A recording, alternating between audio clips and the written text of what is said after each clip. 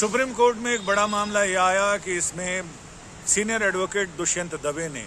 Chief justice D Y Chandrachud को एक चिट्ठी लिखी है। उस चिट्ठी में उन्होंने ये कहा है कि जिन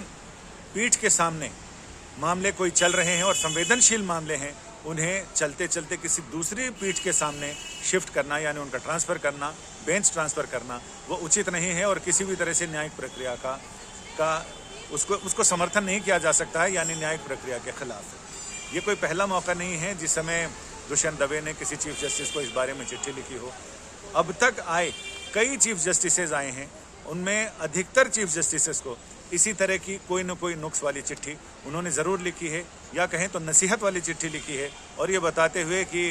वो जो कर रहे हैं उसमें प्रक्रियागत बहुत सारे दोष हैं। इसमें इन्होंने कहा है कि बहुत सारे ऐसे मामले हैं, संवेदनशील मामले हैं, जिनकी बेंच अचानक बदल देना वो किसी भी तरह से उचित नहीं है, और ऐसे मामलों में जिनमें पूर्ववर्ती बेंच नोटिस जारी कर चुकी है या सुनवाई आगे तक बढ़ गई है, उनको किसी दूसरी बेंच के सामने ट्रांसफ़र कर देना ये अधिकार का दुरुपयोग भी है। और उनका ये कहना है कि ये सच है कि chief justice master of roster होते हैं, लेकिन इससे ये उनको अधिकार कतई नहीं मिल जाता कि वो न्यायिक प्रक्रिया जो शाश्वत है, जिसमें बदलाव नहीं किया जा सकता। चीफ जस्टिसेज आते हैं और जाते हैं, लेकिन प्रक्रिया बराबर रहती है। यानी जैसे एक पुरानी कहावत है, व्यक्ति नहीं विचार बदलना चाहिए, सत्ता नहीं समाज बदलना चाहिए। तो ऐसे में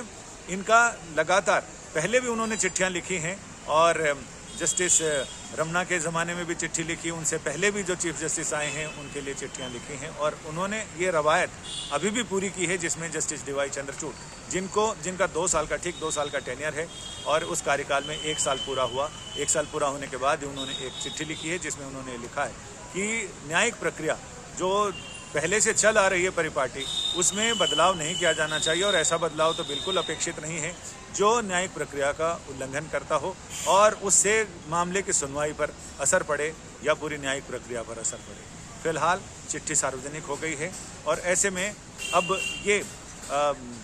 चीफ जस्टिस तक चिट्ठी पहुंच गई है। अब इस पर आगे क्या असर होगा ये तो फिलहाल अभी भविष्य के गर्त में है। संजय शर्मा, दिल्ली, आज तक।